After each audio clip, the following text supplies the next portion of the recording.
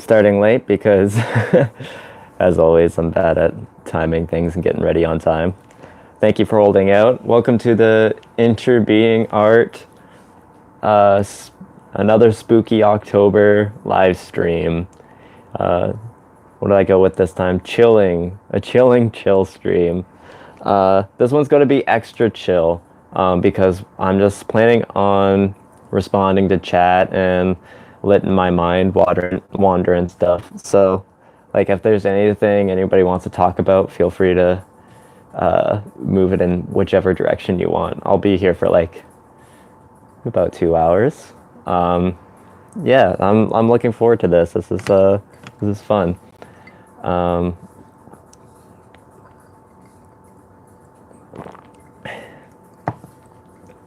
got some exciting stuff happening in the future.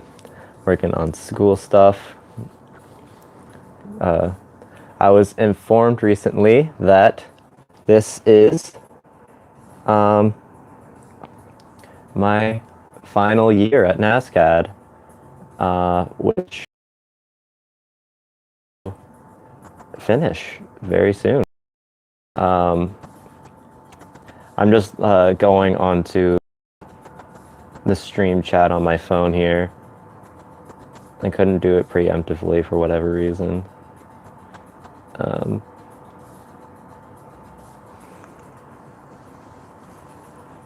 So I have not read the chat yet. All right, Orange Nation, it's good to see you here again. Hopefully this goes for a while. I'm moving my yard like 65 degrees here today in upstate New York. Oh, right on. Oh, I read it as moving. You're mowing. I was trying to, I was trying to understand how you can move a lawn, like where you're rolling it up or something.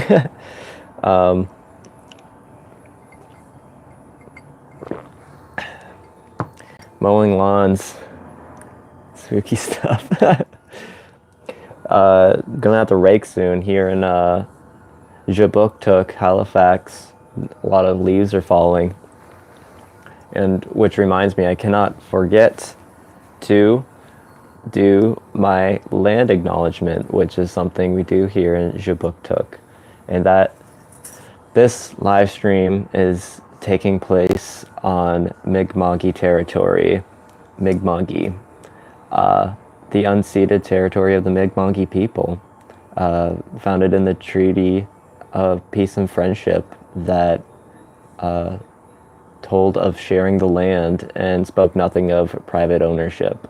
So it's always great to start every public talk like that with that knowledge. And I'm honored to be here. I really am.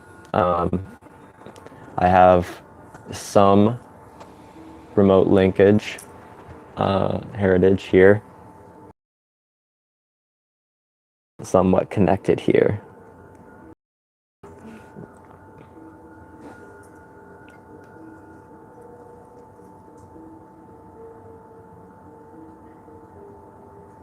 All right. So, yeah, I've been doing a lot of trip reports this month for Spooktober to give myself a little bit of a break, and everything's just been kind of chill for a while, and I got some big scripts in the works right now. But yeah, it was I just kind of needed a little bit of a break from doing scripts every week. Neat. It's good to see you, Shentifir. It's good to see you again. Hollywood. Hey, it's good to have you here. Yeah. Usually I would have like this month, but I thought we could take a break and maybe just talk generally about psychedelics. Have you here? So I just need some spark to go off on whichever subject, be that whatever subject that you're curious about. I'm wondering, just for the people that are here, I there are two videos that I'm contemplating for the end of October, and I was wondering if you could help me pick which one, because like I feel like I got a lot to say about these two subjects, and I'm torn. I'm gonna do them eventually either way. So either one, I'm gonna do it on magic and aesthetics. So magical practice and aesthetics, or I'm going to do the circus archetype, which will entail like a lot of sub themes and whatnot. The sun's going down too, so you're gonna see this all go dark behind me. So I'm between those two subjects. I feel like they're both very interesting, and I could do something special for October because, like, I don't know, I find October very inspiring because it's like the time you can like really like you can start getting dressed up and like fit into like alter egos kind of thing, which I think that's like a really cool time to like kind of like feel like you can step outside your boxed in identity a little bit. It's a good excuse and a good thing to take advantage of. What kind of magic? Yeah, that's a good question. It's more like contemporary witchcraft, which is like, you know, I'm not gonna like pose it as like some like new idea that I've thought about, but just like it's the way to practice magic and to think of magic in this day and age, like rationally and materialistically, because there's definitely something there in terms of aesthetic magic, and what I mean by aesthetic is many different elements that are cohesive that invoke a very particular feeling. Because I mean, you can just throw any old like objects together and set any intention, and it would invoke a certain feeling. But when it's like coordinated to like really like be meaningful and like lots of like good personal signifiers in there, yeah, PB, you can relate. Yeah, like I think there are like special emotional, phenomenological, experiential things that you can achieve through magic practice.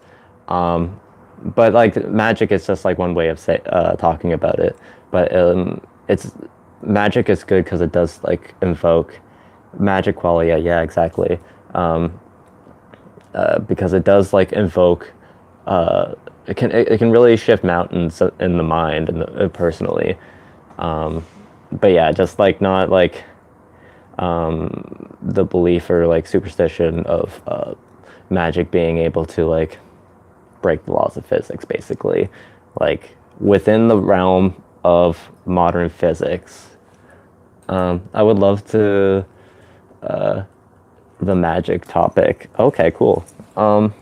I'm gonna read through here so I'm not leaning towards the camera. I gotta remember to do that.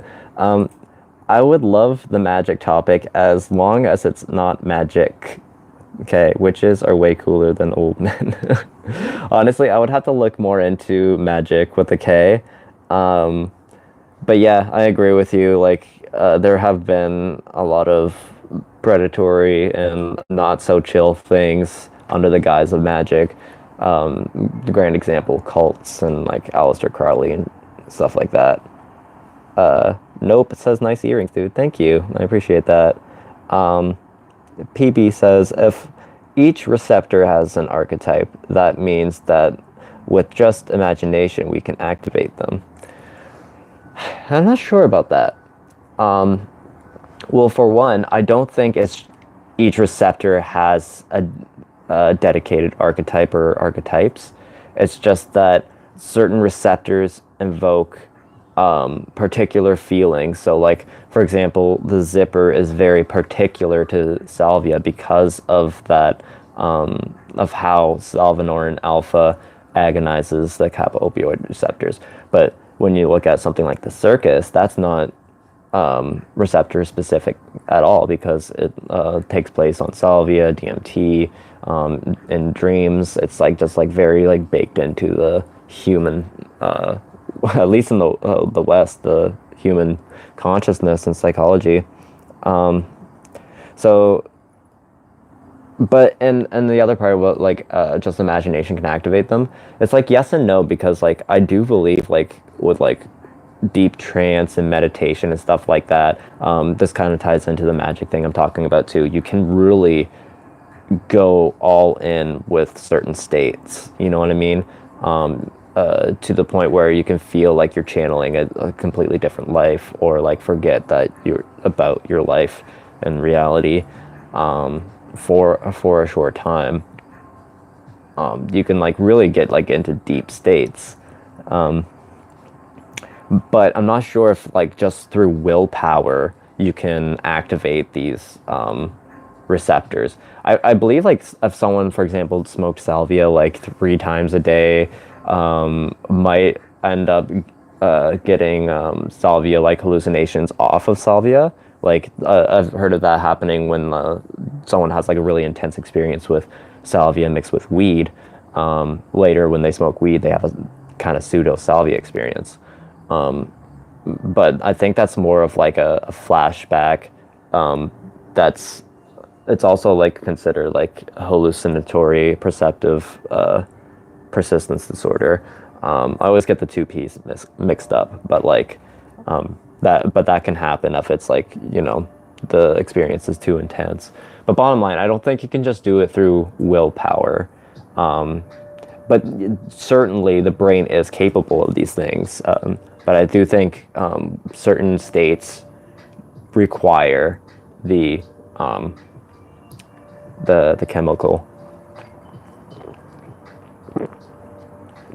the agent. If we imagine the archetypes, I'm not sure what you mean. I mean, like, I'm just not sure what you mean by activate them, as in like experience them, maybe. Zoe says outfits on point today. Thank you, Zoe Dubs. PB says feelings can be imaginary. Well, like, I don't know, like imaginary is not really like I'm not sure if it's even like the best term, because I think imaginary or imagination is kind of like a blanket catch-all term for a lot of different neuropsychological phenomenon that we don't really understand yet. Feelings can be imaginary. I don't know, like feelings are feelings. I think they can be invoked through something through the imagination, like you're thinking about an alternate scenario, or it can be like thinking about the past, or, you know, feelings happen all the time. I think feelings are basically a constant, unless you have like an emotional disorder, I believe. I'm not sure. I'm behind on the stream. I don't know what you just said. That's okay. Kit is here with me. Can I get a hi, Kit, in chat?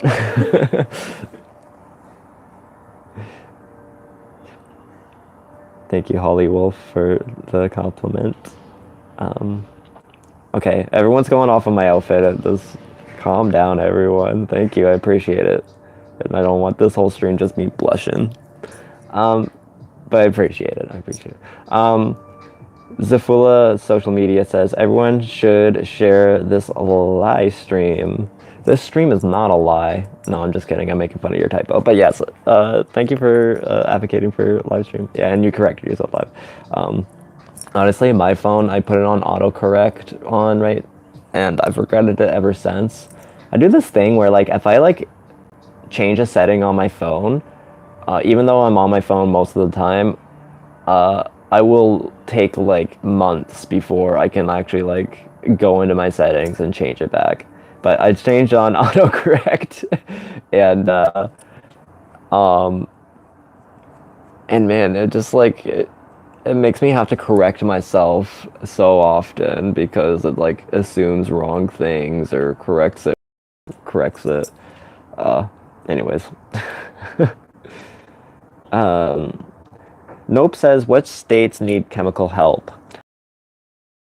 The Salvia state, for example, I don't think unless you have like really like overworked or like over activated those receptors, I don't think you can achieve like the salvinorin A state off of that substance. Um, Otherwise, it's like a flashback or like a disorder, you know. And I think that's might be what's happening when people uh, like end up tripping longer than 20 minutes off smoking salvia, for example. It's like I think our mind or our mental state can actually get locked on to a certain state for longer periods of time, or like might come back and forth depending. I think this is the risk of this is heightened when the dose is too high, um, or you taken too frequently. That's why I don't really advocate doing it all the time. Like if you want to like dedicate like a phase to doing it all the time, maybe, but like be very analytical and feet on the ground about it because like it can be dangerous psychologically speaking. But yeah, like I don't think, again, sorry, I'm getting off topic, but I don't think it can be achieved off the substance. Like a lot of times I remember the salvia feeling and I can almost be there, but like I will not have a salvia experience off of it. And I think like if I like try to meditate and try to like re have that experience, I think it would be a pseudo experience. It would be different than the salvia experience. It'd be similar, but not. It can't actually be the salvia experience because it's like saying, can you have the lettuce experience without lettuce? And it's like you can imagine it, but it's like you're not actually eating lettuce. To have the lettuce experience, you need to be eating lettuce. It's a state. It's like a state of eating lettuce. um, PB says feelings, I guess, can be achieved through imagination. Yeah, that's absolutely sure, for sure. Nope, like feelings and thoughts are transitory, and are something that wash over you. Uh, yes and no. They can wash over you, but some can like really like persist and build up over the years and stuff like that. Feelings aren't necessarily just like come and go. Like I know a lot of like Zen masters talk about it like that. Like things just like come and go, and you can just watch it. So it's like I think if something's really like bothering you, like the fact that you keep getting angry about it, for example, or sad about it, is because like something needs to be dealt with. So yeah, and here are all the high kits. So yeah, feelings come and go, but they don't just like wash over you, for example. Sorry, my cat needs to be let out. One moment. There's going to be a loud sound. Just mute it for a second, and I'll be right back.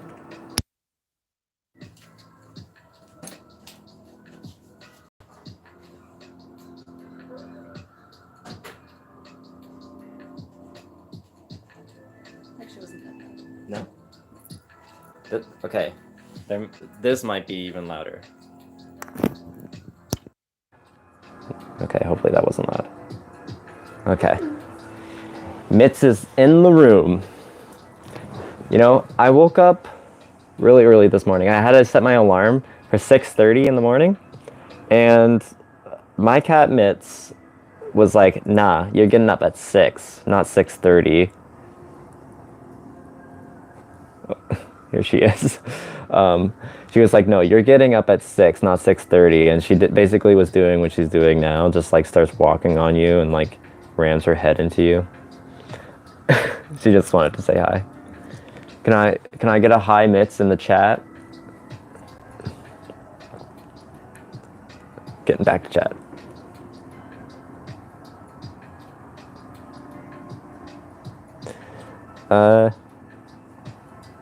Zafula asks, do you think psychedelics can make a population lazy?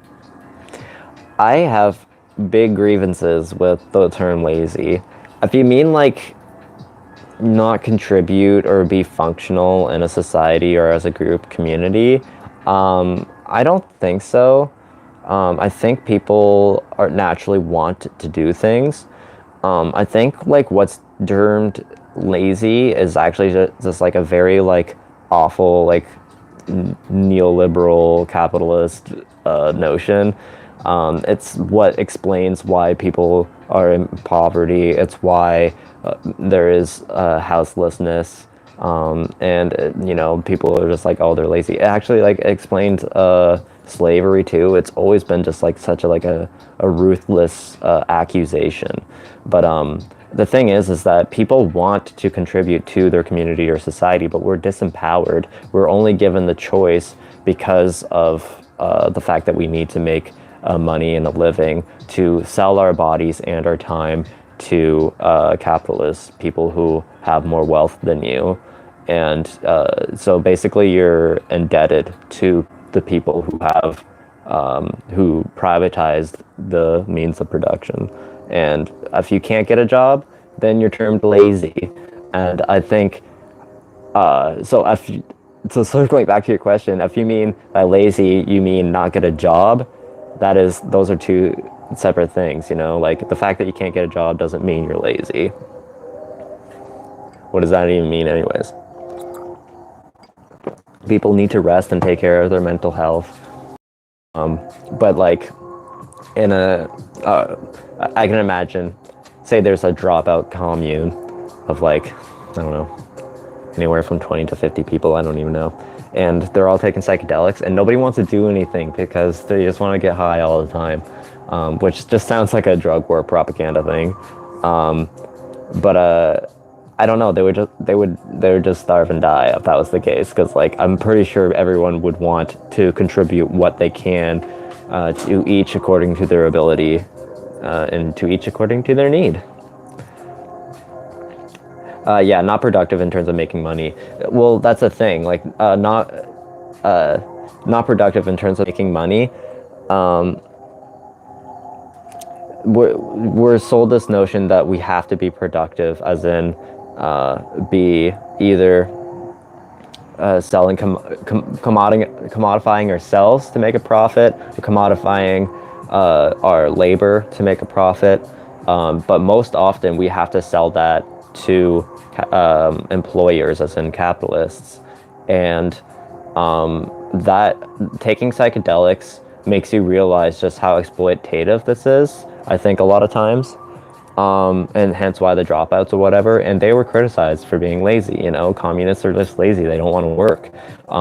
But really, I think it's just like a really, really awful capitalist notion that everybody should be able to work at least 40 hours a week and sell your body to an employer. And that's just awful, you know. When you look at what a society needs in order to be fully functioning, the amount of the population of like a city that would need to work is actually like so much smaller than the entire population. So really, like only like, you know, like say 1/10 of the people in a city need to volunteer in order to help make the society run.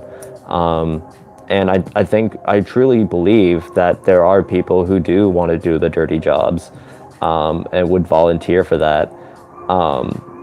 But the fact is that there aren't enough jobs for everyone, and it's just ridiculous to think that if someone's not working or employed, that they're not progressing, or they're, you know. She wants under the windows. I think she wants onto the window, so maybe I can let her on this side. Can you get up there, honey? This side. Don't get me on capitalist rants. Without his Marxist. Totally. People still need to eat and will probably strive to take care of their families, etc. Yeah. But I do like, I hear you in terms of like if someone is like living with their family and they're not like contributing to the rent or something like that. I'm not letting her out. See, it's already like dark out. Um, uh, I don't know, because I was in that situation for a few years after high school, where I was living with my parents, and like I was like often pressured to get back into the warehouse, but it was depressing, to say the least, anxiety inducing. I injured myself numerous times. It was distressing. It was dehumanizing. And it's not that like the actual labor wasn't like, I could actually have fun doing that kind of thing. Like, like putting the stickers on the bottles for a little bit, like that's actually kind of fun. But like everything was structured in such an exploitative way and it was dingy. Like very little time and effort was put into its upkeep because, yeah, it's like that's the whole system under our current regime, is to like give back as little as possible and take as much as possible. That's been capitalism for the last few centuries. It's just the entire way that things are run. So yeah, as a teenager lost taking psychedelics in my head, I really wanted to dissociate from reality because being in a warehouse was friggin' awful. So I don't think it's just like really unfair to like be like, that's these teenagers are lazy. It's like, no, maybe these workplaces, maybe our labor conditions are just shit. And yeah, psychedelics kind of wake you up to your senses, you know what I mean? So if something's not feeling right, psychedelics will really put that into a focus. I know a lot of people can still avoid doing that, actually like connecting with that, but yeah. Yeah, psychedelics don't make you communist or anti-war automatically. That's for sure. Or like, I believe there's a lot of people who do psychedelics that will never be those things.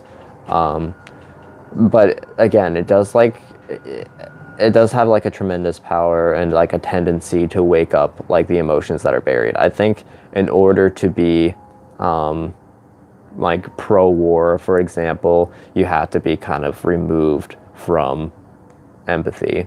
Otherwise, how could you like, enact such harm onto others, or even like support that kind of thing?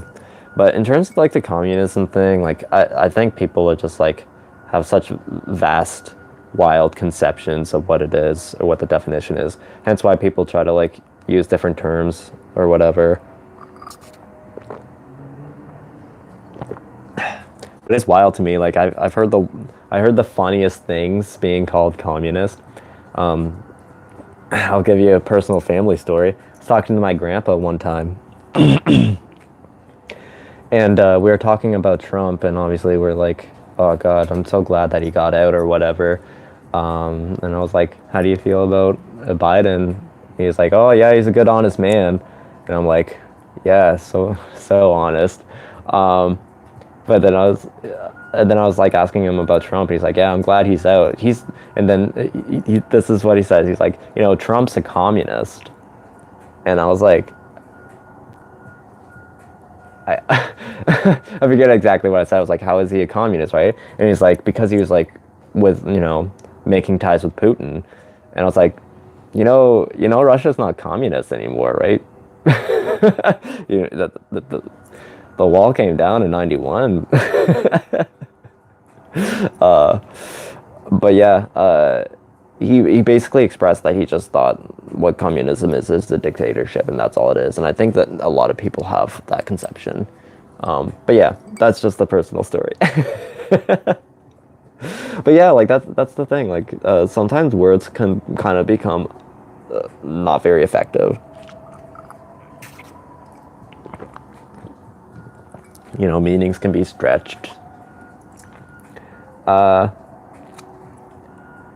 combined LSA and SNRIs, and I believe NSRI after the trip now has the mild psychedelic effect. Interesting.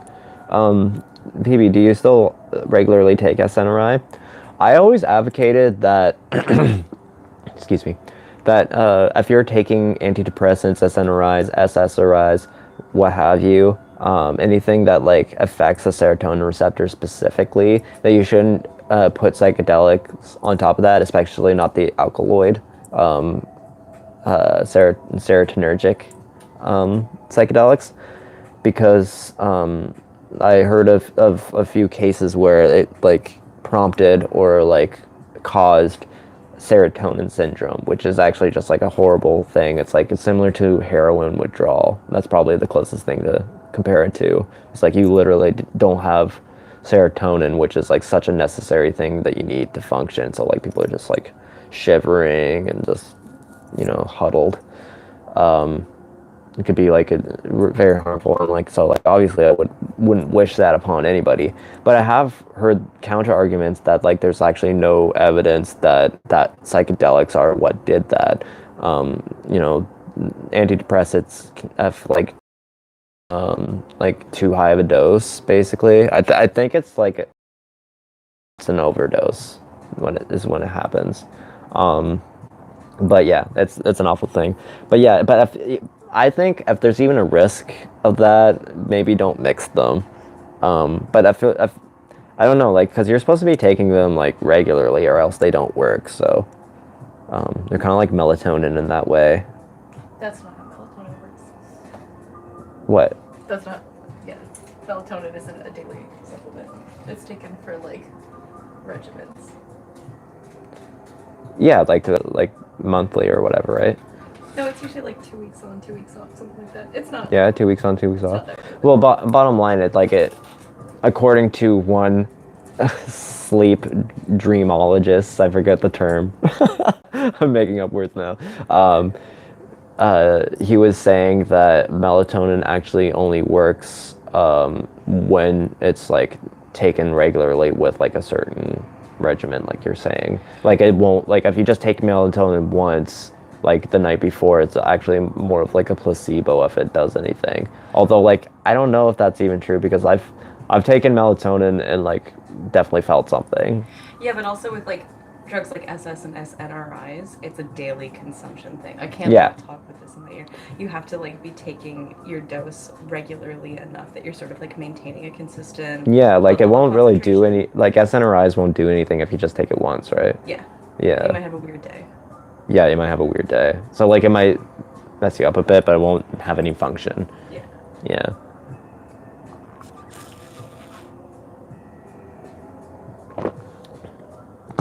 Shintiffer says, sounds like right-wing alarmism if psychedelics make people automatically anti-war communists.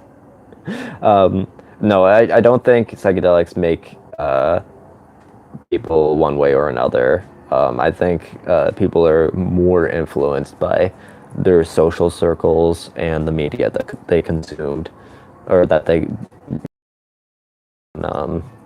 any psychedelic. I think psychedelics have the potential to like help break habits and stuff like that, but like, you know, throwing a psychedelic at someone who's like, you know, submerged in like a certain political media or you know, psychedelics aren't gonna really do anything or pull them out, unless it's like it takes a little bit more. Russia is communist. No, Russia is not communist. The USSR was socialist, and they called their party communist. PB says, gives me fractal dreams. Interesting. Or is it strange dreams? Sorry, what does the LSA or the SNRI? Zafula says, I like a hybrid between commie and capitalist. I think extreme either way can be harmful. Interesting. What was that called? What are the communist capitalists called? Anarcho-capitalist, is that it? No, it wasn't anarcho-capitalist. It's a like communist capitalist.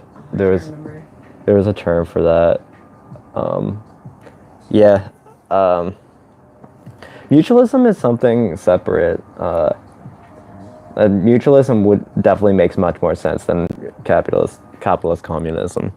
because mutualists believe mutualism is basically the original anarchism, as in like in the West, the school of philosophical thought, and the idea was to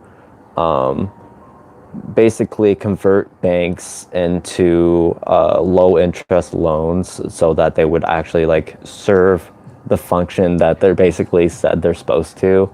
There would be like, you know, there'd still be taxes. There, you know, it's like very like, it's basically the most human market political system I've heard. One of the most. It's honestly, it's basically socialism, but like with different tactics. It has to do more with banks and like kind of like public housing and stuff like that. But it's basically socialism, but like without a state, which I don't really get. So it's just like you don't like, you know, it has more like loose definitions of borders and just like, you know, it's decentralized. Phoebe says there was a sound that went like, "Oh no, we can't swim anymore." I opened my eyes, and it felt like looking in a different direction, and I saw a drained foliage lake despite no one being there. True. Interesting. What, that just happened just now, or was that on LSA?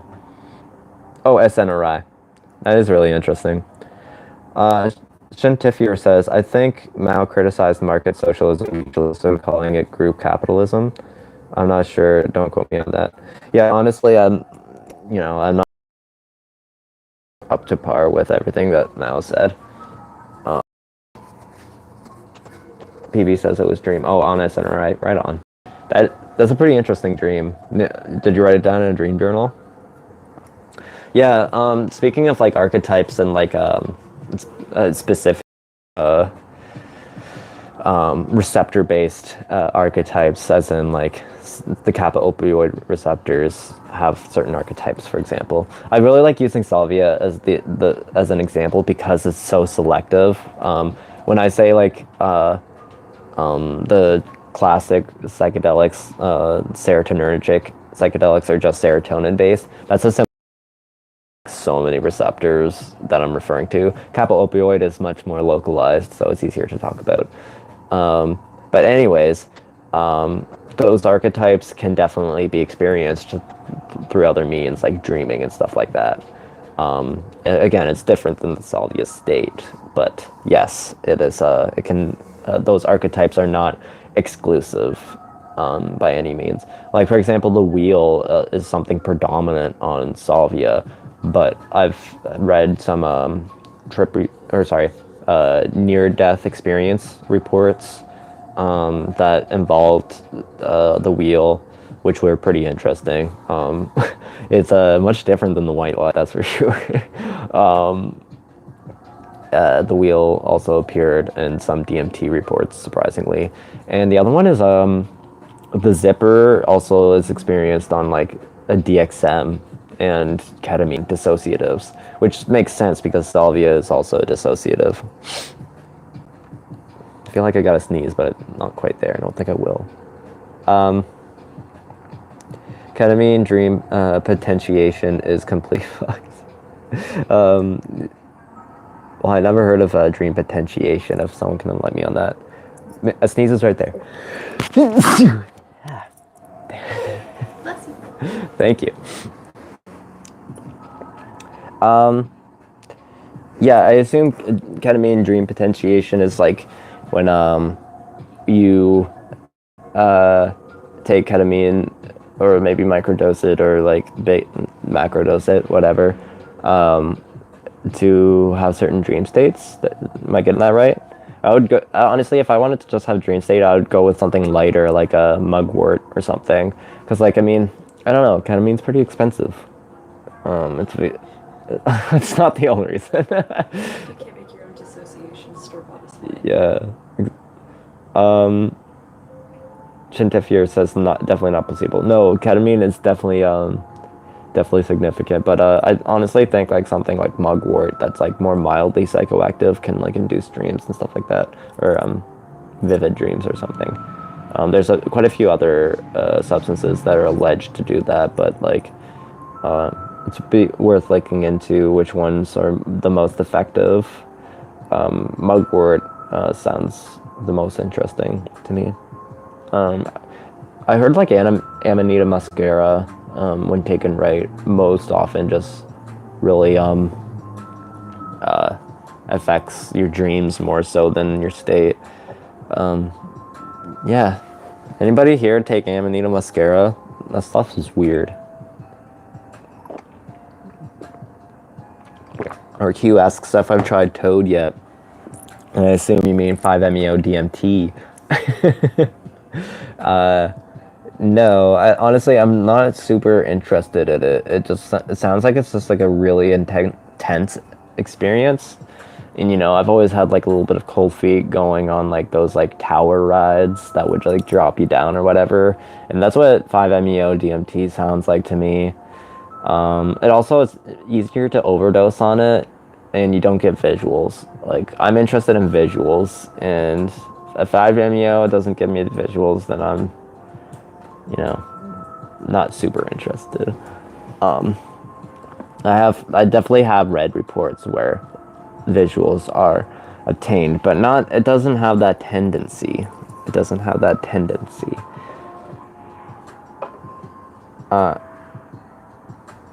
Someone just yelled outside. I wonder if you could hear that. Centifier says, yes, I had a vivid nightmare. Sequences that woke up with night terrors. It feels different from normal dreaming. Yeah, definitely. Well, I do think like all foods do subtly affect and like alter your state of consciousness. I really felt that when sorry, someone's yelling out there. Yeah, someone's yelling out there. I'm gonna shut this window. It's distracting as Hank.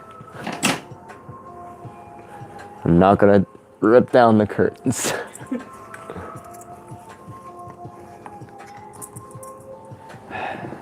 City life.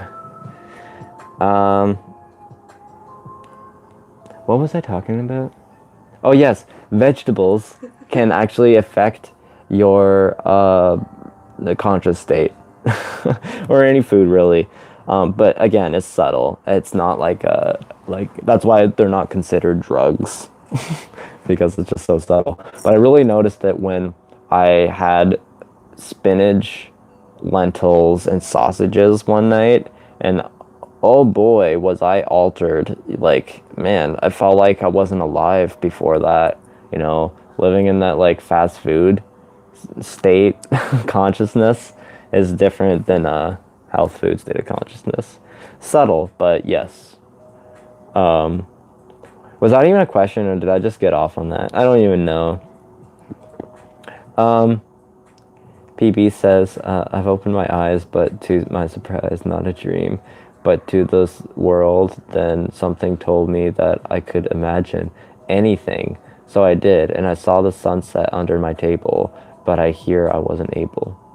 Is that your poetry? Are you just writing poetry in here now? Because that's really nice. Is mugwort psychoactive? I've been mixing my weed with it since of tobacco, so I haven't really noticed it. Mugwort, when it's made in tea, like you would have to have a pretty steady dose or stiff dose of it, and it's supposed to induce like vivid dreams of some sort. And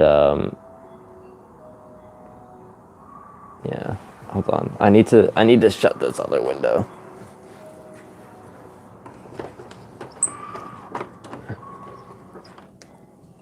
My central nervous system right now just so elevated. Yeah. Who else lives in the city? Does anybody else like it?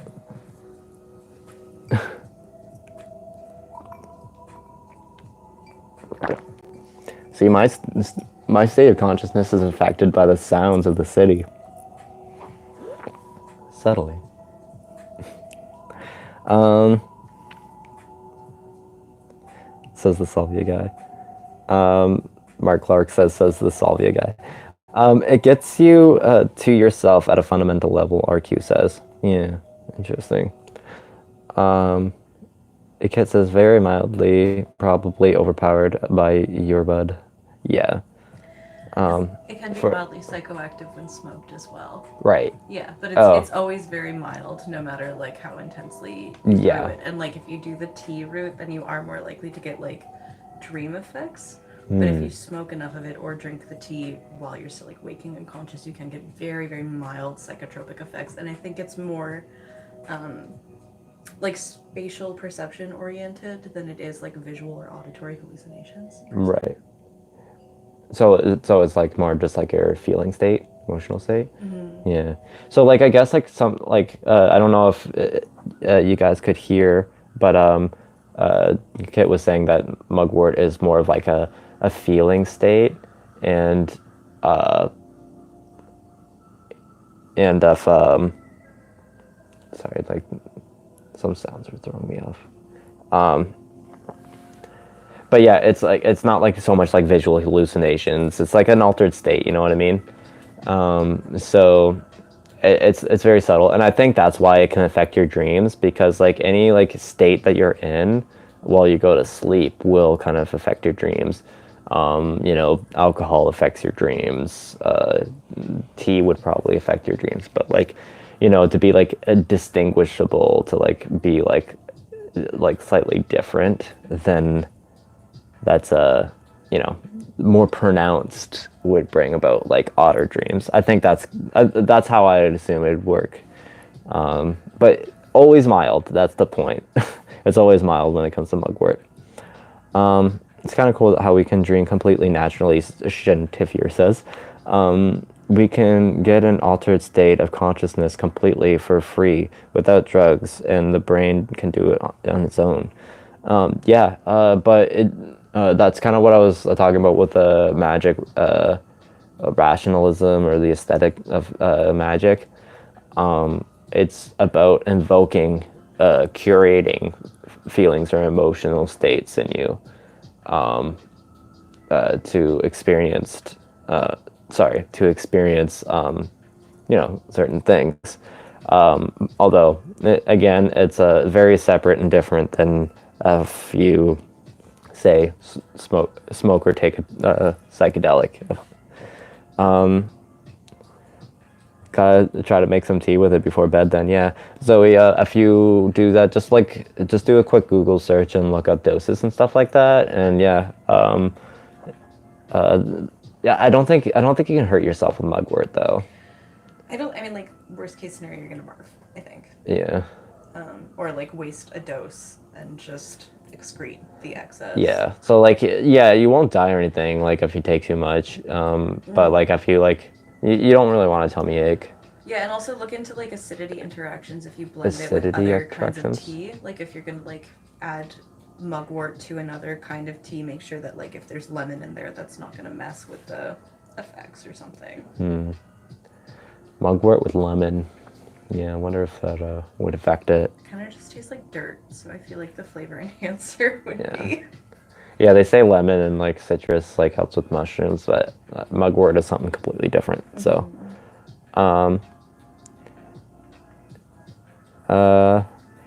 Safula says, sorry I had to step out for a moment, pizza's arriving, which has, oh yeah, LOL. Hey, that's okay. We all need some pizza. Both the city and the country are good. Yeah, I think the city in smaller doses, to be honest. Living in the city has been a lot. It's just like, there's just so many people, you know? And it creates like a different culture of interacting socially. And also, there's a lot of noise. It's very noisy being in the city, which can be stressful. See the beeping that persisted in the first half hour of the stream and the screaming that followed. There was a beeping? Yeah, there was a truck that just like kept backing up, and I was like about to go close the windows about it. Oh, really? Yeah. I don't know if you could hear all the city noises right now. I could hear through the headphones. Oh, yeah? Yeah. Okay. Yeah, that's gonna be immortalized. Oh, God. Gosh. Um, uh, Shintifier says mugwort's alleged psychotropic effects could be placebo.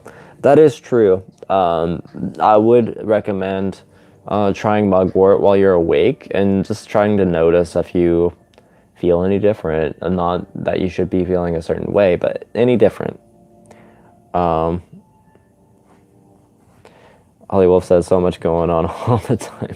Yeah, seriously, that's the thing about the city.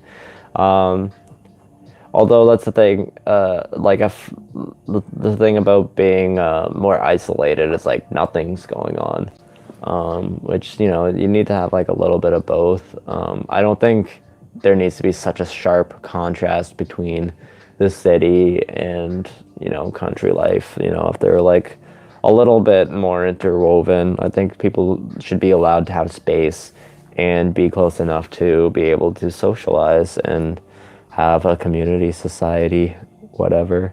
Mr. Noodle and mushrooms are my fave. Honestly, like I've heard so many different mixtures and recipes for magic mushrooms.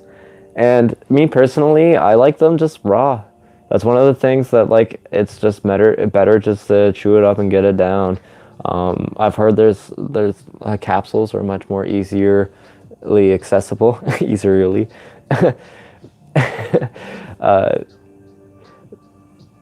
So I would go for a capsule over chewing, like because they can be quite a lot. But if you can bear it, I think just like eating it raw is probably the best way. Like I've always found like trying to cloak it in whatever, whether that be pasta or noodles. I always find that just makes whatever you're trying to cloak it in worse, and that makes you have to eat more of whatever you're having. Like instead of having just to like bear through a little bit of mushrooms, now you have to bear through a gross pizza with mushrooms, and it's like I don't even want to eat this whole slice. It's like ugh. I've heard spaghetti was a good masker, but you know they work best on emptier tummies. So, but they can give you digestive troubles. Holly Wolf says, I feel I live both in the city and the country, kind of both ends of the spectrum, and I definitely agree a good balance is key. Yeah, is there like what would be a good balance? You know, like a small town, Having a car. having a car, or just like a good subway system I feel like or a maybe trolley I feel like system. maybe small town where it's like you've got the shops and the central areas where people gather, and it's like there's that more bustle, and then to be able to like go home and be in the woods. Yeah, wouldn't it be cool if like everyone was like living in the wilderness and like could have like basically have space from each other, but there's this trolley that comes by every half an hour, and you could just hop on and go to like, you know, the social zones where everyone's hanging out. You can get educated, get a coffee. What I thought you were gonna say. You know, let your mind go wild what you could do there. Perhaps there's a sewer system where there's puppet shows held. That's the first thing I thought of. Thought slime and freaking American Johnson. Yeah. Yeah, exactly. I think that's what I was thinking. Mr. Man says, I like to grind them up and just toss and wash it. Yeah, that's what I'm thinking. And wash it down with like something citrusy to really like punch it. Although, again, it depends on what kind of experience you're looking to have. Like if you want to have a hike, you might want to have it with a little bit of food so that like you have the energy to keep going. But if you really like want to sit down and have the experience, like maybe like minimal food or a light, like something light in your tummy, and just like chew it up. I wonder about grinding into a powder and then taking like a lemon juice shot. Yeah, The powder, it's like just like a sludge, just.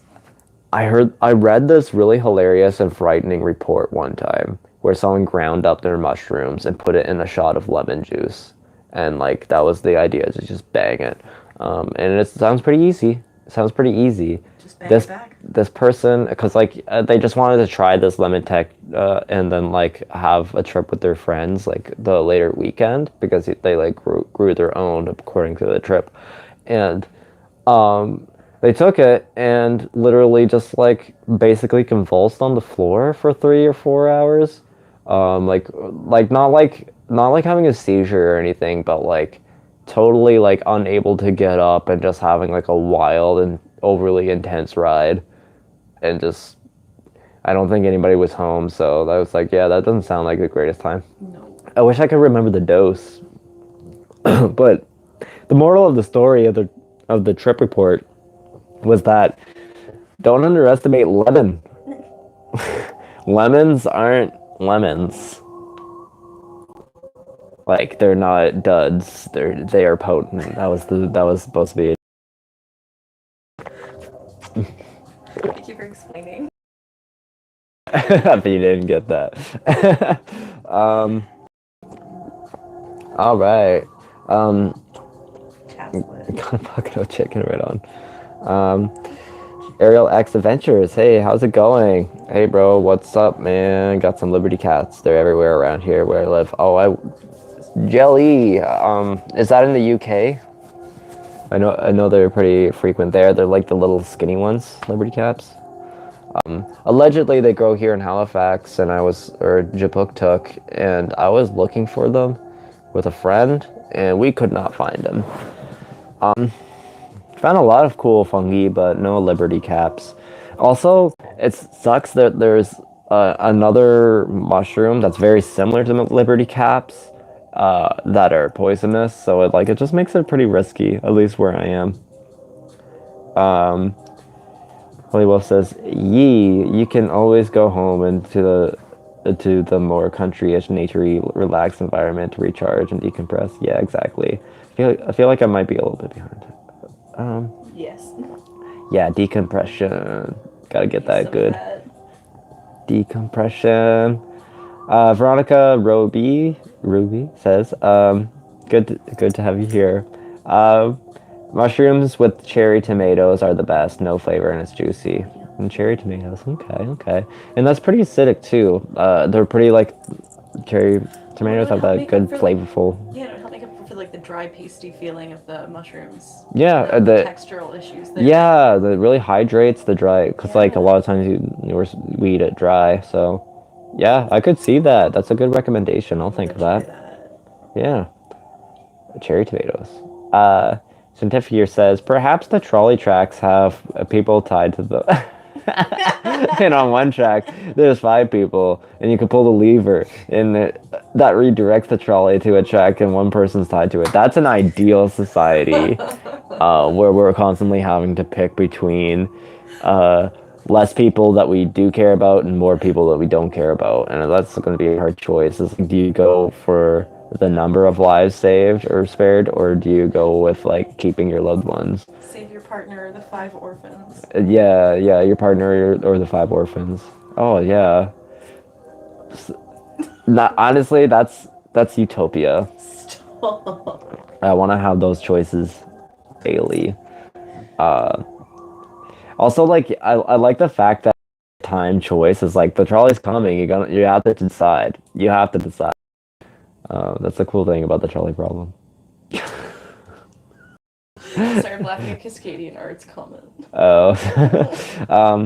BB says, what if we drift the tram so it goes 2 ways? Yeah, like a bisexual. Veronica Roby says, as in the cherry tomatoes totally mask the flavor of the mushrooms. Yeah, I could see that. Ariel X Adventures. Whoa, man, I can imagine. Shadavir says, then that would be peak moral philosophy. I'm not sure what that's referring to, but I think so. Trolley problem. With the trolley problem. Philosophy. Yeah, exactly. Chris Brown says, why are renderings of Salvia trip not scary at all, but the trip is? I don't know. Well, what do you mean by the renderings of salvia? Like most salvia renderings I've seen, like artwork, if you're talking about salvia-based artwork, been pretty terrifying. Um, although I think it can look kind of silly from the outside when you're just showing the visuals, but like the actual experience of it is quite terrifying. If you look at Salvia Droid's artwork of like being turned into like a paper cutout and being turned into paper people, that's like it kind of has like a silly, fun aesthetic, but it's pretty terrifying. The person's looks like they're in agony, so I'm not sure what you mean by our work's not as scary, but like also what's that other artist I shared? I feel like her name I don't know if you would know them. There's another artist, the one that does the ropey veins or whatever. They don't have a cool alias. It's just um no, I can't remember right now. I did credit them in some of my older movie or videos. I don't make movies. um Ariel X Adventure says we used to pop vitamin C and lemon candles on acid. Interesting, interesting. Um, Ireland, right on. Yeah, Ireland would probably have that's like probably ideal temperatures there and terrain. I was just learning about salt or Ireland last night, about like the old art and how medieval Ireland and how Christianity was introduced.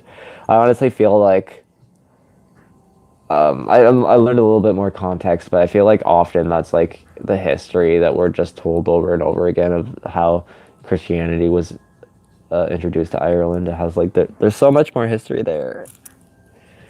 Um, but I know a little bit more, but sheep help it a lot. Oh yeah, I bet like sheep grazing. Chris Brown says, "Why are renderings so?" Oh no, I already read that. My bad. Or maybe you commented twice.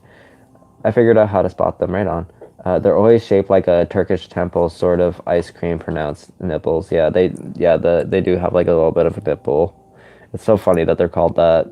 Cascadian art question: how much you diggeth the ocean and beaches forests of Halifax? Can you tell us how you like living in the city of Halifax? And do you ever get too stoned and think you're in Hamilton? In Hamilton or Hamilton. Peterborough, yes. Hamilton, no. Yeah, I went to Hamilton. Wait, I'm not sure if I did go to Hamilton. I think I've been to Hamilton once. And yeah, like it felt more, if I'm remembering correctly, it felt more industrial. Yeah. Yeah. I sometimes get it mixed up with Guelph because I went to Guelph around a similar time, but Guelph is very different. Guelph is a really a pretty church. Trick-or-treat in Guelph. Really? I was trick-or-treated at Robert Munch's house. Right. Robert Munch lived in Guelph, right on. I remember that. But yeah, no, I don't ever think I'm in Hamilton. I do walk along the boardwalk, and honestly, most of the animals I see are like the fucking leftover crab shells from the seagulls that just massacred all these crabs. Although I've been like, cause Port Campus at NASCAD is right on the harbor, right? And so the ocean's right there, and you can like see the sailboats go by and shit. I've been in the room when people are like, "Oh my gosh, a seal or an otter." I think it was an otter. That like comes up on the dock and then goes back in the water, and I missed it. It was like it happened like 2 or 3 times. I was in the room but missed the otter. But there's also a lot of dried up starfish. Excuse me.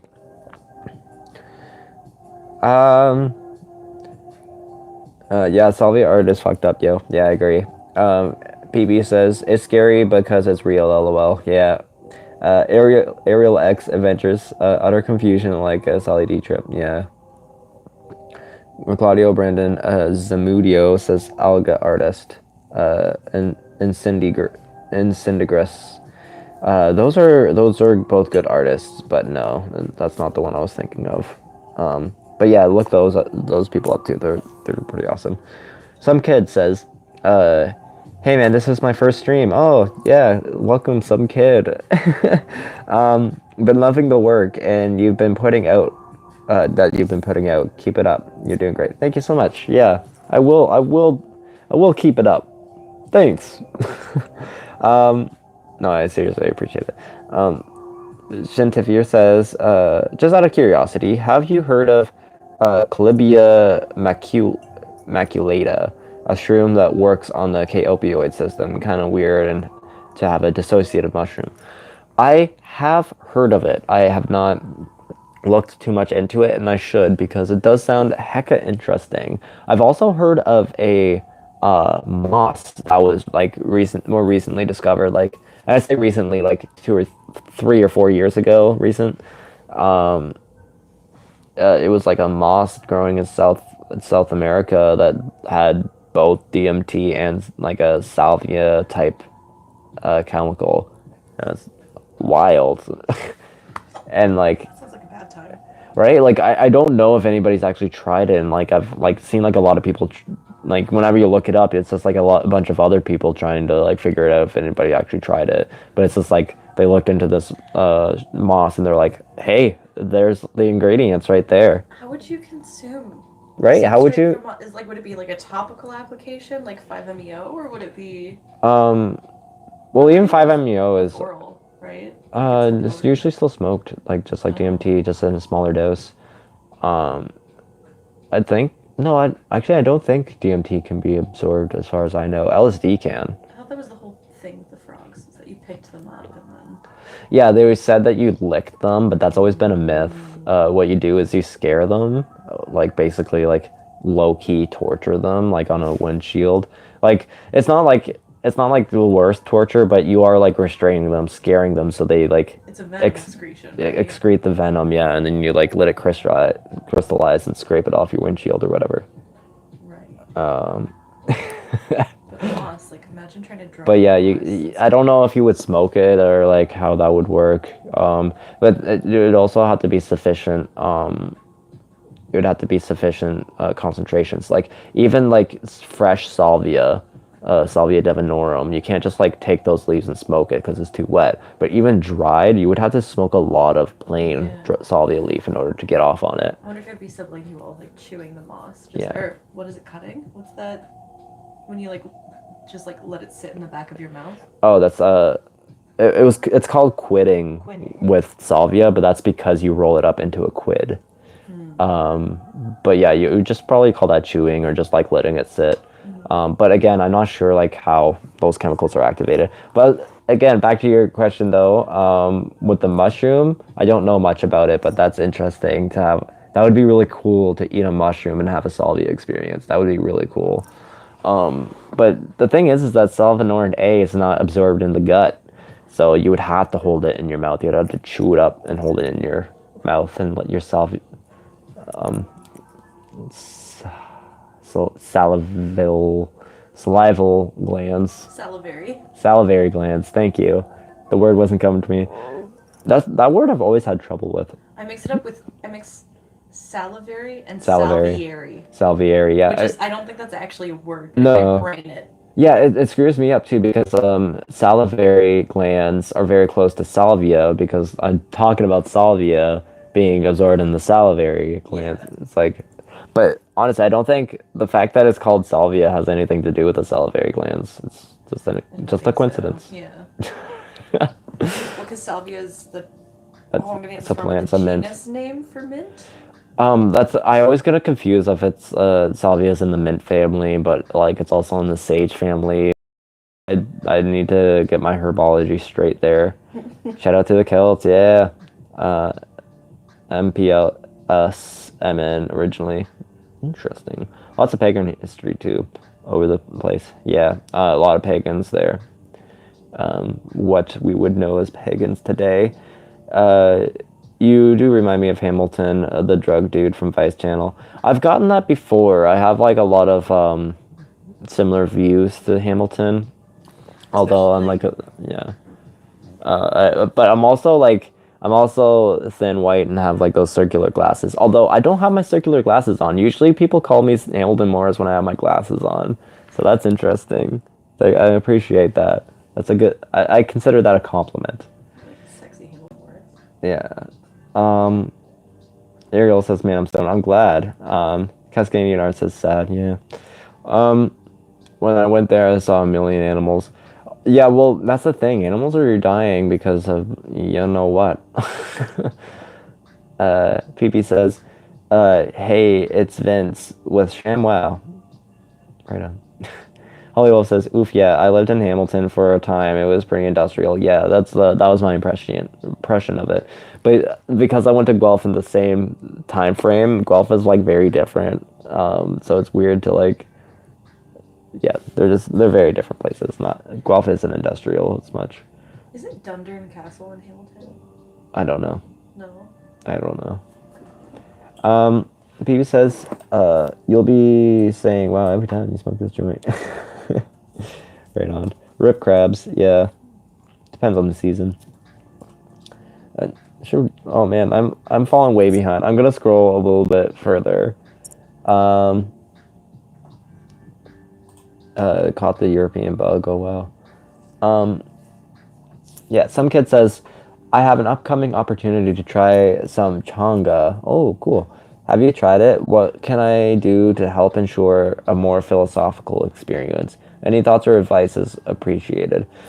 With changa, it's very hard. My first concern always is about dose, and changa refers to a lot of different combinations. So if someone says changa, don't just say, "Okay, cool, give me some." You have to ask what is the type of DMT? Are there any other drugs in it? And like, what's the base? Because sometimes it's weed, sometimes it's some other smoking extract.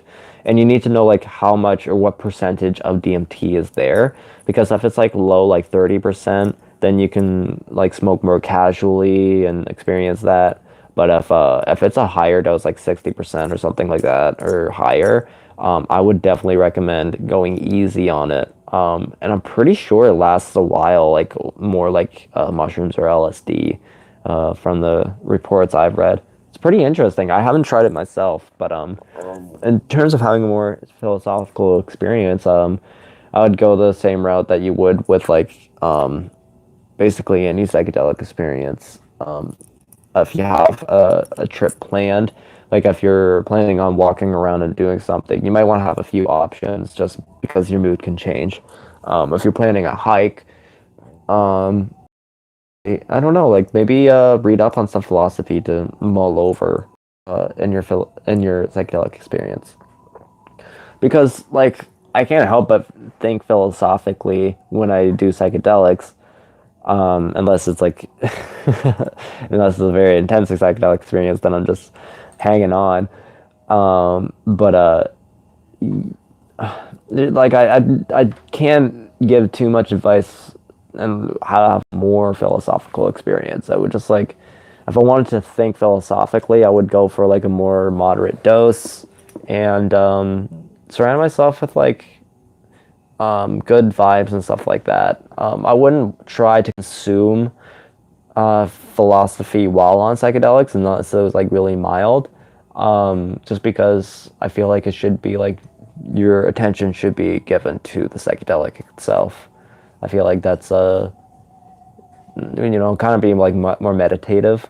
But if you want to be like thinking and philosophical, then I would say like have like an activity that lets your mind wander, like hiking or maybe like a mindless form of art that you can just kind of like work away at.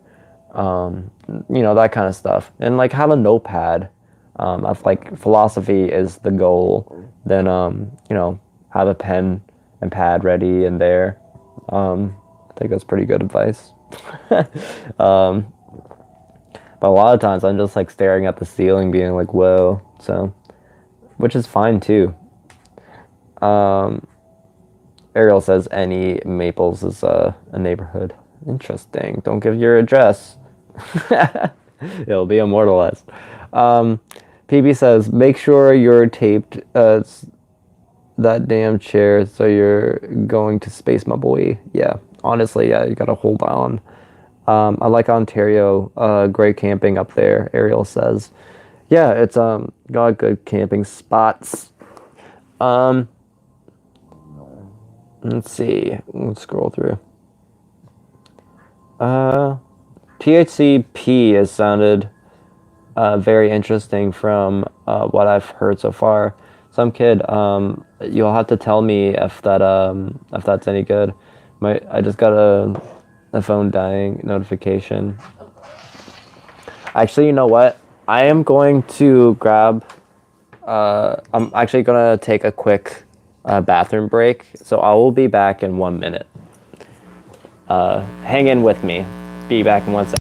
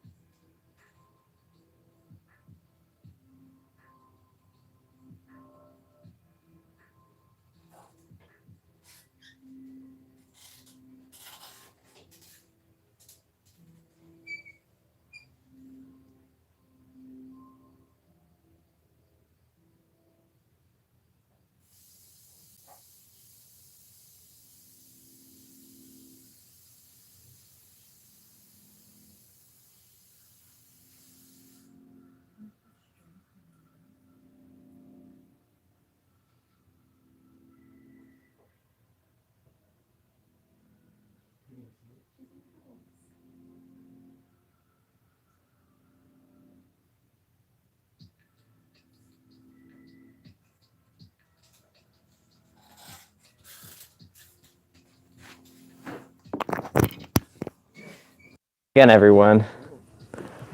Thanks for hanging in there. I needed that.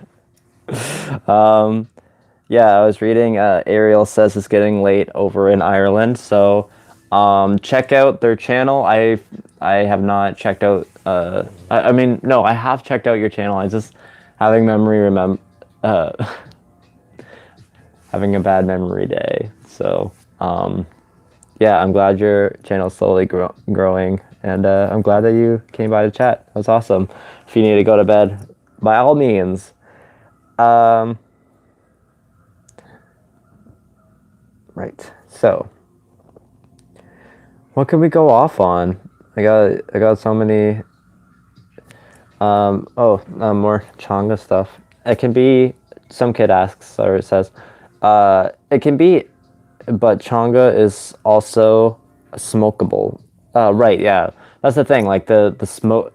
That's what I thought was weird about it. You smoke Changa, and and it's like it lasts a while. More like like a mushroom experience. I don't know if it lasts quite as long, but it's like more like that, where it's like, you know, daylight hallucinations, where you're like hallucinating things in your room, and it's like LSD and mushrooms or something. But I don't know. Like, I haven't actually heard of changa being taken any other way. Like, I thought that was the whole point of changa, is that like you put the DMT on a smokable extract, or a smokable substance, a mild smokable substance, mildly psychoactive. Good legal sex other than baby wood rose. Well, I mean, salvia is legal here in and what is called Canada. But like you can't like sell or buy it. But it's legal to possess. Mushrooms are now available online in the state. I can't give any like websites or anything. Are also being demonetized. But yeah, there's probably certain. Actually, peyote is one legal way. It's an indigenous right here in the Canadian state, and so you can buy peyote off of indigenous dealers and support the community legally. You can't extract the mescaline though, so I mean that would be pretty cool. Get some legal peyote while you're within the state borders of Canada, though. That's otherwise it's immoral. Legal psychs are widely available depending on where you live. For instance, I can just go and order shrooms or DMT to my doorstep. Living in Canada, RCs are an option as well. Yeah. Research chemicals you would have to definitely like look more into. Like I'm always apprehensive about being a guinea pig. I like to have a history of human usage with my stuff, but there are a lot of RCs, like research chemicals, that do have documented human usage. But yeah, you can get 4-ACO DMT legal here as well. I'm pretty sure 4-ACO DMT is also legal in USA, but I might be wrong. Because I think there's like some much more wide catch-all legislation in the USA's drug law, that like anything that's even like can be considered a psychedelic is basically illegal automatically. When it comes to like the alkaloids. But there's like specific terms from them. Like I think isomer is one of them. I can't remember.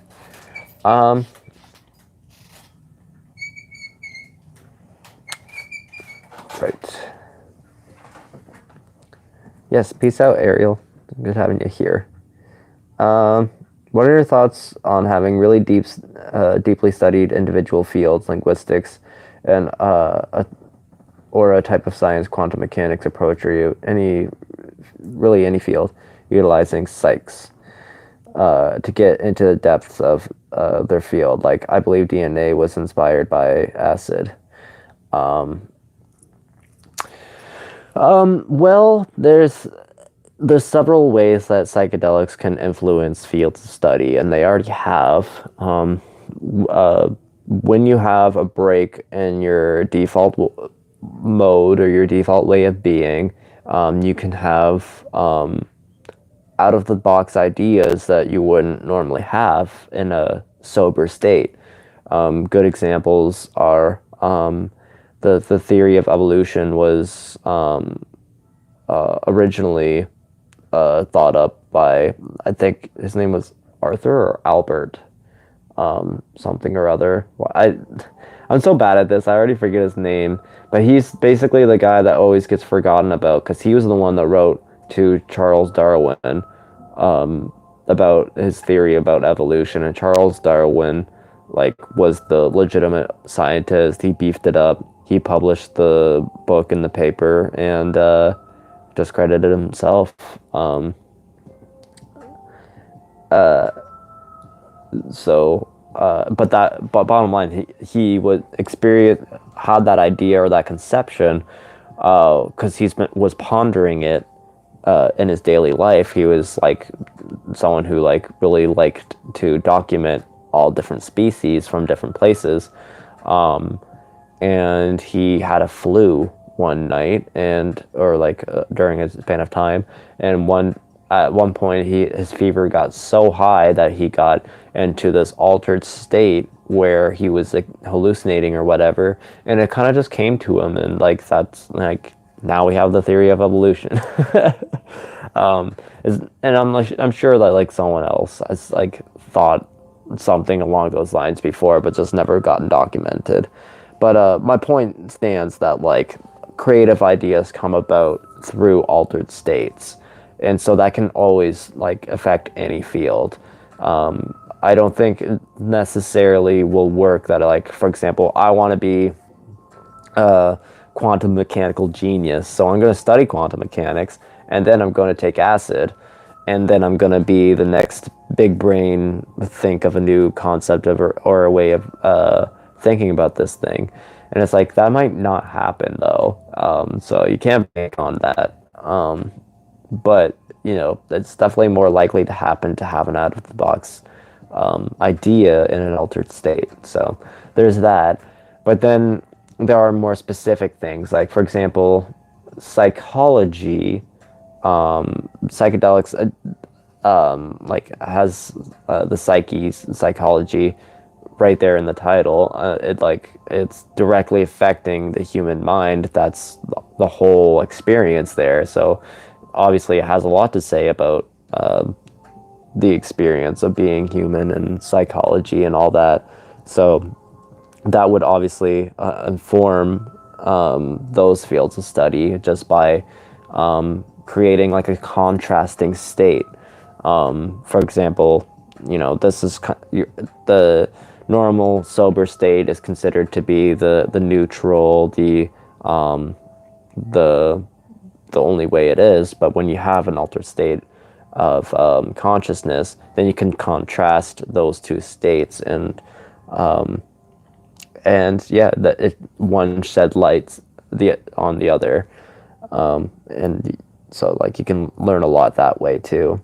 But then like sometimes it's just like it's weird how they interconnect. Like, you know, like who knows how psychedelics could influence sports and all sorts of different subjects. Like, possibilities are endless, really. But I don't think it's all psychedelic centric. You know, it's like psychedelics aren't everything.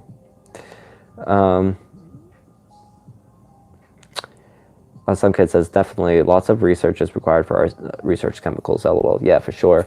I meant to say that, but typos left in. Yeah, that's okay. No, that's fine. You don't need to pay more attention. Honestly, with when I'm in a live chat, I leave typos in. I just like shoot it out there because, like, you know, a lot of times chats can go by real quick too. So I'm just like trying to keep up a lot of the times.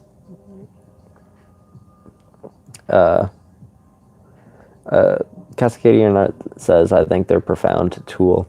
Yeah, I definitely think they are, because anything that has a strong effect on the human mind will ultimately affect, you know, basically all human activity.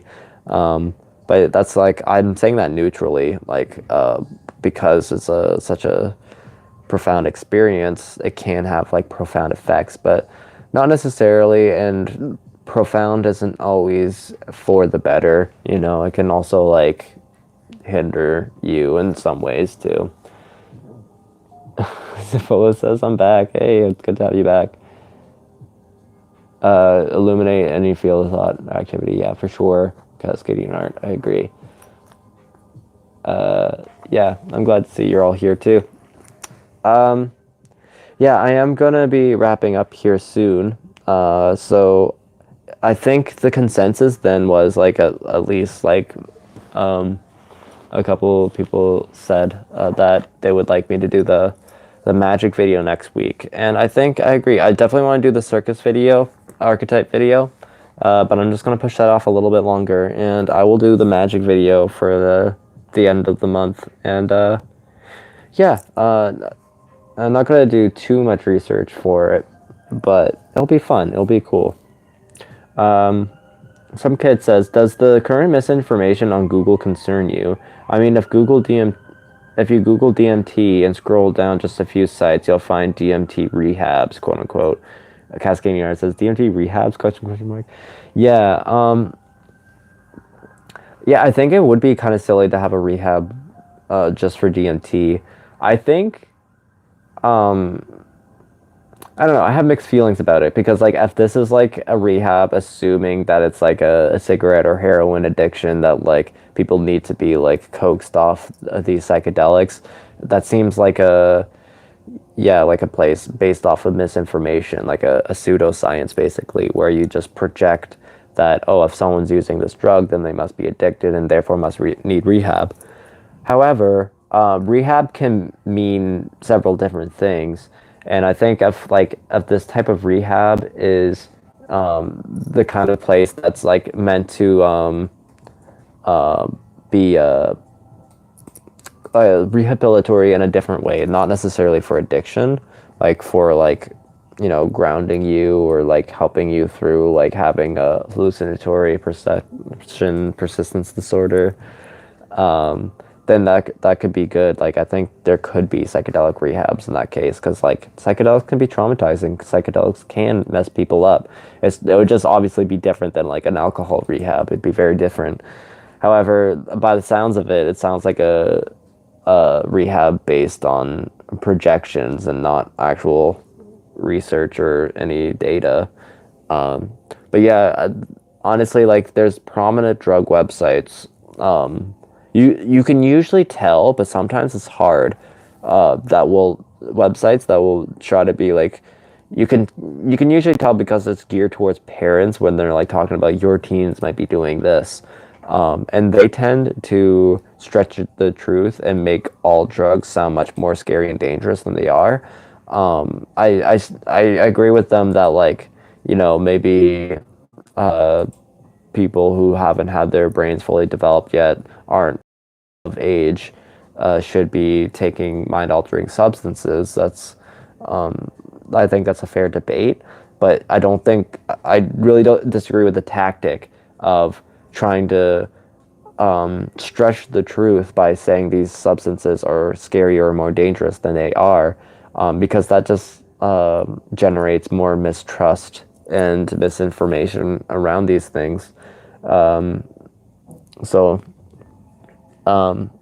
yeah, and there's a lot of websites that will, I've looked at DMT and Salvia websites where they're like highly addictive, will cause trauma, and mess you up or whatever.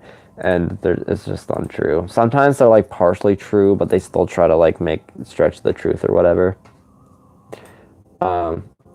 Baby says, "I hope it's in Hawaii." LOL. Why do you hope it's in Hawaii? Oh, like having a retreat. I get it now. What is it, Kit? This is totally a side note, but I googled DMT rehab because I was curious about what comes up. Yeah. All of these websites come from around 2012, when a national research study on drugs discovered that there had been a significant uptick in the use of DMT by high school and college age males since 2012. Oh. Want to guess what the fuck happened in 2012? Do they list the JRE? They don't list the JR. This is me making connections because they're not directly talking on American Addiction Centers about Joe Rogan. I wonder what happened. The first Joe Rogan DMT video came out. It is? Yes. I googled it. Interesting. Yeah. So that's just an interesting link. Yeah, like, isn't that strange that DMT became more popular around young males? Well, that all of these for-profit addiction treatment centers cropped up to accommodate that uptick in DMT use by these vulnerable school-aged males. Okay, so in 2012 there was an uptick in young males trying DMT, and their parents were concerned. So these for-profit private rehabs came to fill the void, convince parents that their children might be addicted or that it's something to be concerned about. Oh, they took DMT, bring them there right away. Yeah, sounds like a scam. Scary stuff happens so often in fields of psychology, or I should say pseudo psychology. It's not actually psychology. When it comes to like child therapy and stuff like that, it's so brutal. It's honestly horrifying, some of the stuff that they'll make up conditions to convince parents to like take them there, but like you will know because the greater psychology psychological committee will back these if it's good. But there are like pseudo psychologists that will not get the broader support of psychology, but will oppose itself as like some science, and it's not. It really isn't. So it's definitely make sure that you're not giving your money away to those scams, because they are scams and very dangerous ones of that. But is that what the DMT rehab looked like? It was like basically like a conversion place. No, it looks like they're just regular rehabs that started advertising Okay. for DMT, heavy finger quote, addiction. Okay. Yeah, maybe that wouldn't be the worst, but it sounds pretty awful at the same time. Sounds like it's all part of the troubled teen industry to me. Troubled teen industry, yeah. Yeah. Yeah, we got problems. Drug research, DuckDuckGo is always safest bet, yeah, for sure. DuckDuckGo for the win. Addicted to DMT. It's rare, but yeah, it's unlikely. Love is the answer. Hello, it's good to see you.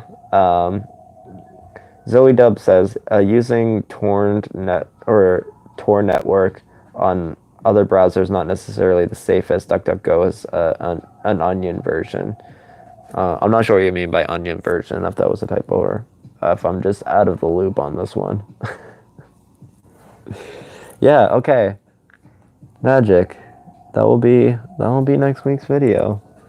I'm gonna I had a lot of fun tonight. If there's any other questions, please ask them now, because I think I'm gonna start wrapping this up. Cascadian Art, I'm out. Good night. Okay. Have a great night. Cascadian Art.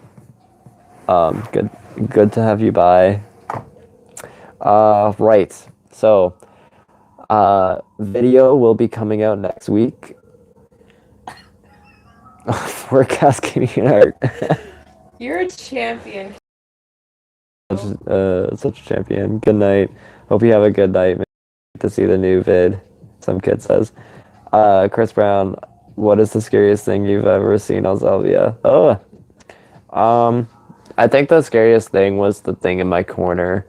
When I I was on the bed and I looked in the corner and there was like this Ankh symbol kind of character. Actually.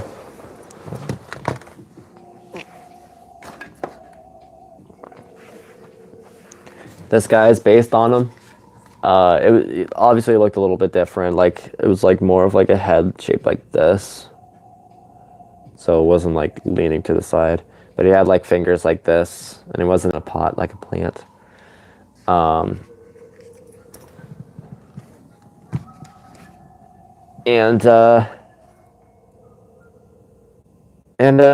it was very menacing. It had no face, but the face was very like felt. And it was very sinister. But otherwise, it's just like scary in general. It's not like the visuals aren't always particularly scary. It's just such a terrifying experience because it feels so real. When you smoke, do you like to create or just chill? Smoke weed? I kind of do both. Sometimes I chill and create at the same time. A lot of times I chill and create at the same time, like draw on my phone or whatever. But yeah, on psychedelics, I do make artwork sometimes. Um, thank you, everyone. Um, I saw one trip report about Datura addiction, so a DMT addiction is possible, I guess. Yeah, interesting. You become psychologically dependent on anything, and it can be Yeah. difficult to tell apart a chemical addiction and a psychological dependence. Yeah, there's a big difference between psychological dependence and a physical addiction, and that's when, like, when it comes to psychedelics, it would be psychological dependence, because some people do get addicted to that state where they're like almost like escapist or whatever. It's rare again, but yeah, that's a psychological dependence. It's different than like cocaine or heroin, which actually like makes you dependent on that substance, like neurologically. I'm pretty sure, right? Yeah. Neurochemically. Neurochemically addicted is different. But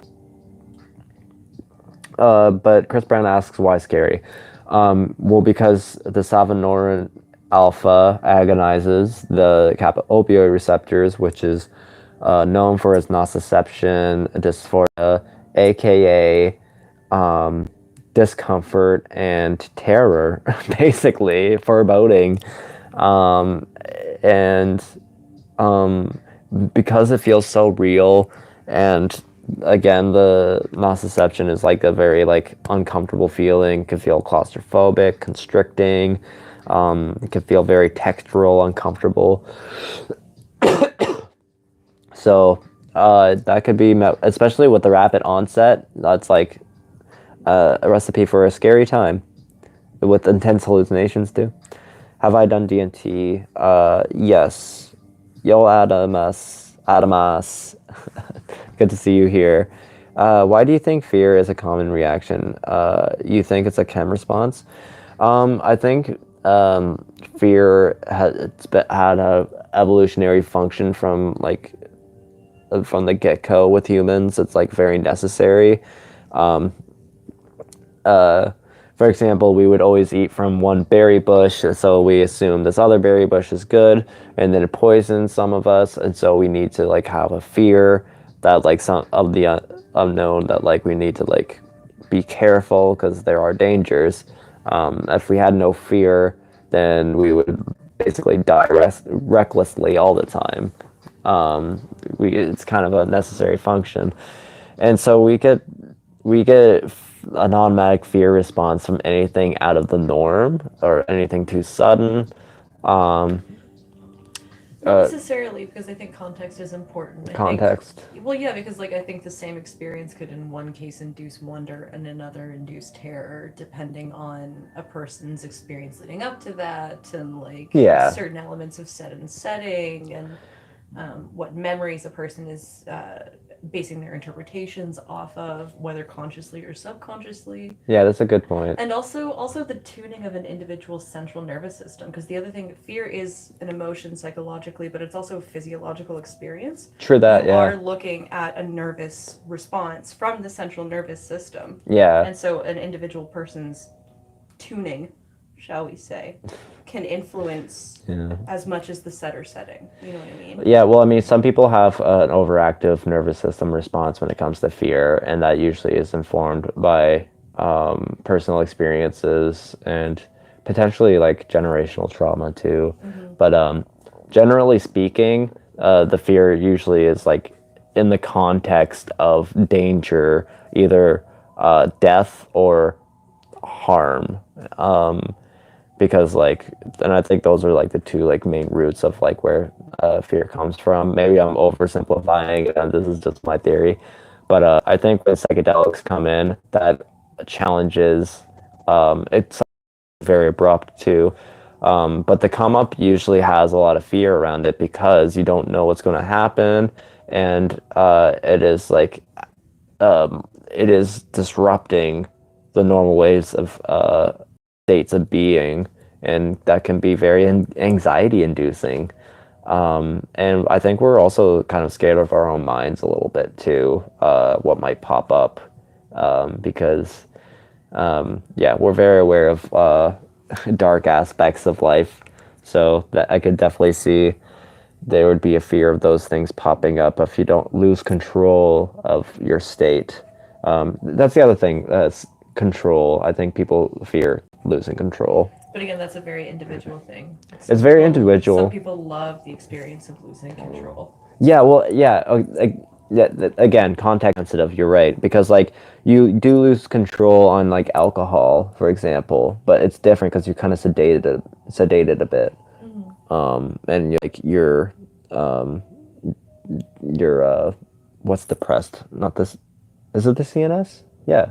It literally depresses your central nervous system, so you don't really like have that reaction. Whereas I don't think psychedelics dampen the CNS. I'm pretty sure it engages, like, makes it like more energized, if anything. Well, like psychedelics are stirring up connectivity in the brain, and the brain is deeply, deeply connected to the central nervous system. So your CNS is going to respond to that increased electrical activity, neurologically speaking. Yeah. Yeah, exactly. Sorry, I got distracted by this comment. The film Paprika apparently has really good circus and parade archetypes. I'm gonna take a mental note of that. Paprika. I'm gonna watch that movie. Love is the answer says, have you had any other videos that were deleted? Yeah, I've deleted so many videos. Are you kidding? A lot of them I just made private, but I had a whole series called Kaleidoscopic Perspective in my early days of YouTube, and then I made the Salvia Archetypes video, and that one took off, so I immediately buried and deleted all my previous Kaleidoscopic Perspective videos because they were old and cringy, and I didn't agree with half the opinions by the time my channel started growing, so I just rebranded as a Salvia person. And I've been trapped ever since.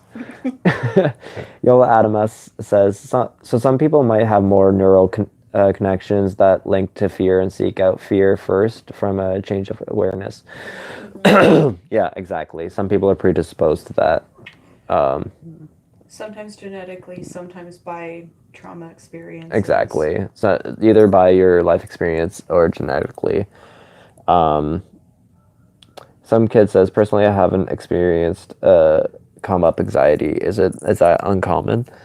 Actually, at least like from my anecdotal experience, reading a lot of other anecdotal experiences, that seems to be pretty uncommon. Most people get anxiety on the come up. But like I don't know, sometimes it's euphoric. No, but you've really got to look at the context in which drugs are being substances are being used, because like right. I don't know that people who are taking whatever the hell they can get their hands on at a festival are necessarily going around documenting their experiences the way that online psychonauts are. Right. And so I think you've got to consider that there's like a vast swath of psychedelic and like general substance users who aren't contributing to online discussions. That's and a very true. Perspectives are not being accounted Yeah, for. the grand majority of psychedelic experiences have no reports written about them, and so we have no data. Exactly. So you can say that like it's uncommon based off of what's reported in certain areas where you can see people's reports, but you can't really draw any blanket conclusions from that limited pool. No, and when I do speak about anxiety on the come up, that can have quite a range. That can be debilitating trauma to like be like absolutely terrified. Usually that happens when it's more intense and you're not ready for something that intense. But it can be like just mild, just like a little bit like I don't know. So there's a spectrum there. Holly Wolf says Paprika is one of their favorite films. So I wrote it down. We're definitely gonna look at it. We're gonna watch it. Shantifier says, "Did you ever have any different political views before adopting your current leftist perspective?" Kind of. I was kind of like in that apolitical pool where I had like a whole bunch of opinions and beliefs that weren't really like unified by any theory.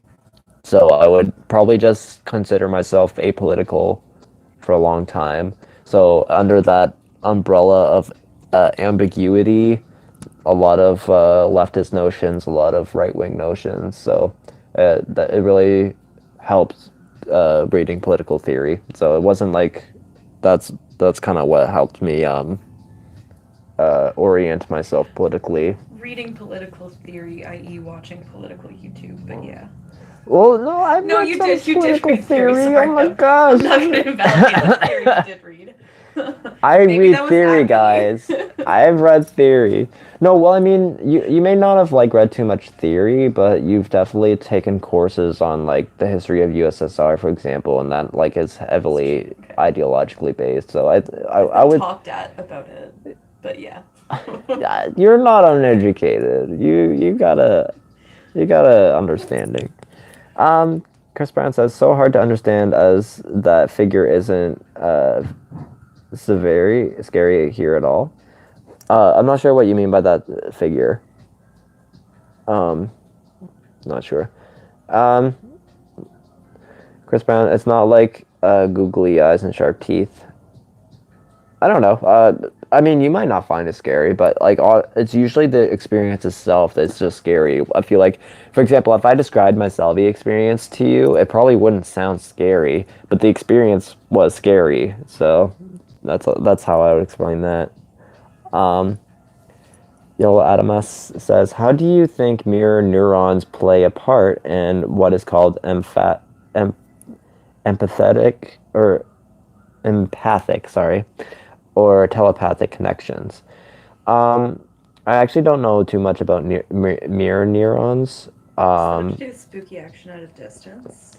It kind of sounds like it, but that if mirror neurons is kind of like speaking towards like a quantum mechanical basis for consciousness, that those theories like definitely need more research. So I don't know, but spooky action as at a why can't I speak? Spooky action at a distance, the term that Einstein called it, just basically quantum entanglement. A lot of quantum quantum quantum mystics, yeah, mysticism.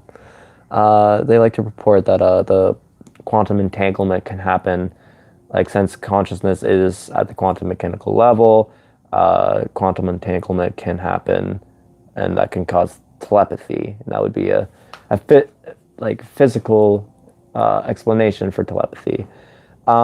I just don't think there's like that much science behind it, or like actual like research or like concreteness about that. Interesting idea, but like I'm just highly skeptical when it comes to telepathic experiences. I've heard of like some really intense telepathic type of experiences on psychedelics. I think that has more to do with being in tune with people's presences and like being able to feel people's like emotions and being more like empathetic to that.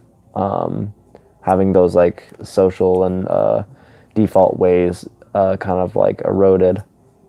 So like you can kind of have what feels like a telepathic experience when it's like really like just like a more empathetic experience is what I would describe that as. But yeah, personally, I don't believe in telepathy. Um, how do you deal with gut issues from Issa at Love is the answer. Um, hmm. Yeah. Yeah, love is the answer. How do you deal with gut issues? I'm just kidding. Um, into the pot. Interesting. Uh, Scientifio says, I don't think adding quantum physics really helps with the hard problem of consciousness if there is one to begin with. Um, yeah, it's not that it helps, but it's just like it's an effort to open the door into a deeper understanding of how like consciousness could work. But yeah, I agree with you. I'm not sure if it's really necessary or if it really clarifies anything or if it like would support like claims like telepathy or that life after death and stuff like that. That's that. Those are kind of leaps. Um, I make tea with health plants, ginger, fennel, and so on. Love is the answer. That's a great answer. Like ginger tea. That is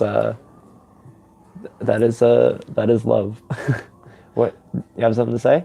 Yeah, mirror neurons. We totally misunderstood what those are. So that's like it's the behavioral modulator where it's like the monkey see, monkey do. You see somebody yawn, Mm. you yawn. Yeah, they actually just said that too. Oh. um, so let's reread that question. Uh, play a part in empathic or telepathic connections. Well, Body language and facial expression, the yeah. subtleties. Well, like, yeah, that's like the whole empathy thing, Yeah. which is actually has a big part to do with the default mode network, perception of others and like how we project, we read their body language and stuff like that. That's why it's sometimes hard to read people when you first meet them. One of the things that's always made me feel uneasy about love at first sight is like, what are you reading off of that person off of like the first time you see them? Like, sure, you might think they're beautiful or something like that, but like, yeah, I always thought that was weird. But yeah, there's a lot of subtle cues that you pick up off of people, and you like, um, experience like an empathy like that. And I think that's why people experience such like hatred and disgust sometimes too. Like the more bigoted people, they see something that they might hate in themselves, and hence why they have such a automatic hatred towards certain groups of people. But yeah, I'm not neurologically educated enough to comment on empathic states and whatnot and what have you.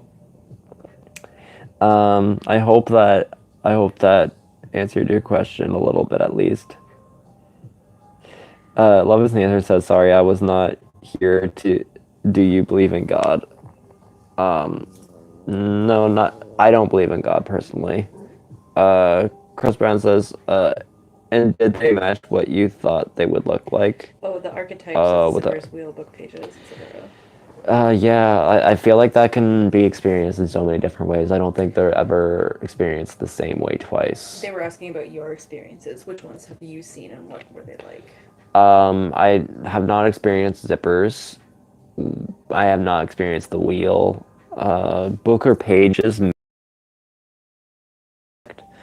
But usually it's like this comes up a lot in dreams and other psychedelic experiences.